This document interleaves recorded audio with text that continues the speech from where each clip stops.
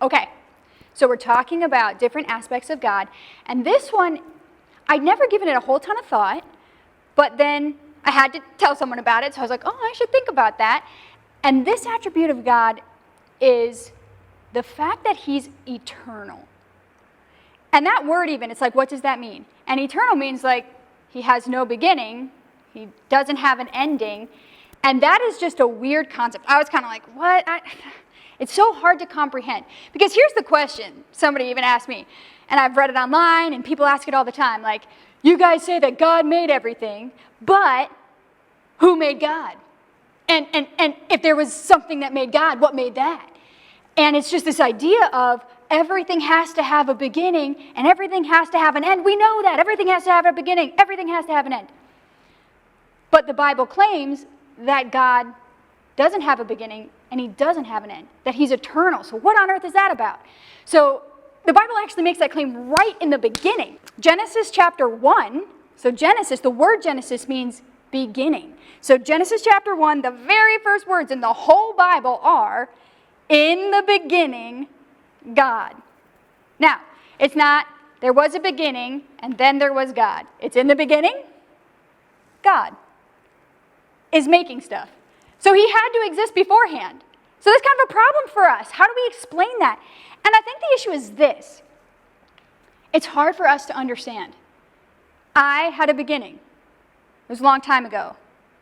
Longer than I'd like to admit. So we're not going to talk about that. But okay, I had a beginning, and there's a point where I'm going to have an end. And everything we know about has a beginning and an end. That is the way life works. Time is a thing.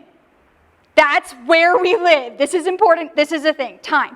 So here's an illustration someone gave me that helped me just get a picture of what this looks like. Have you ever been in a parade?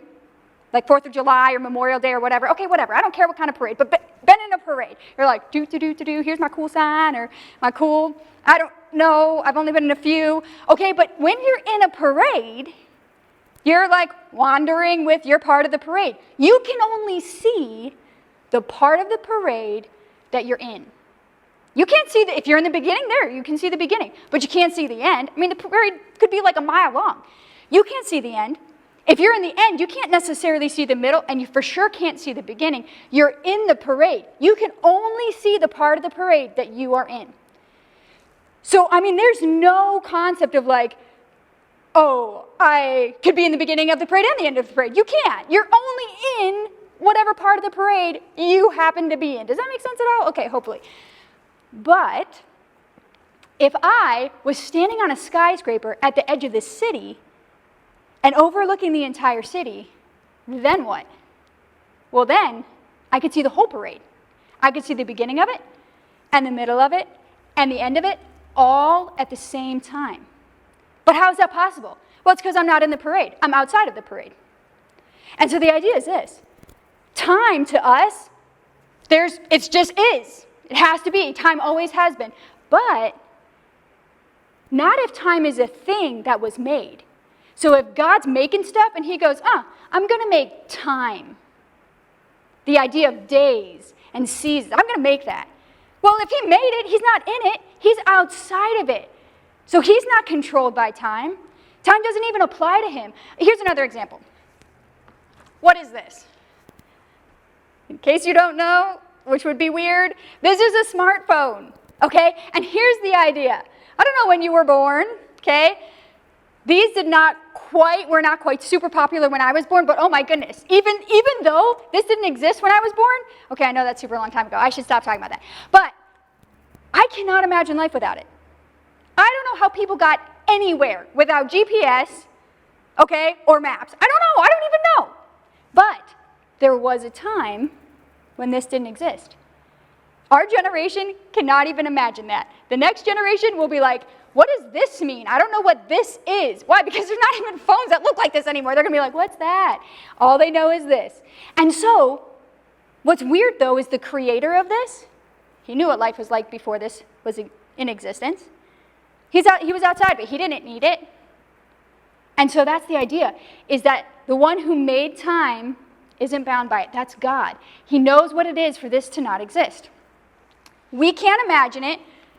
We can't even picture a world without it, but God can. And so The idea is that when you are a human on this earth, you are in the parade, the dimension of time.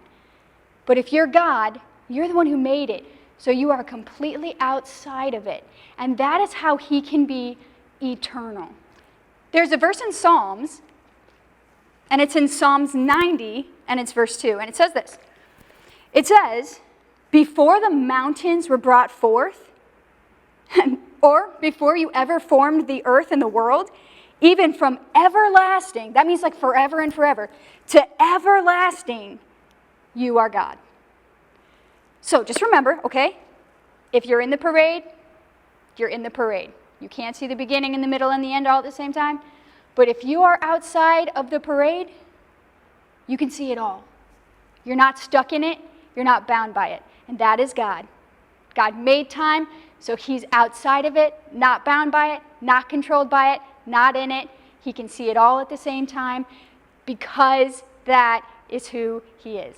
I have no idea if that made sense. If it didn't, so sorry. Hopefully it did. But there's the idea. God is eternal.